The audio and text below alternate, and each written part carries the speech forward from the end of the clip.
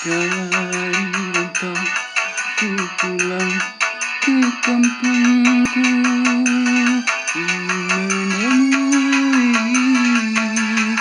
kekasihku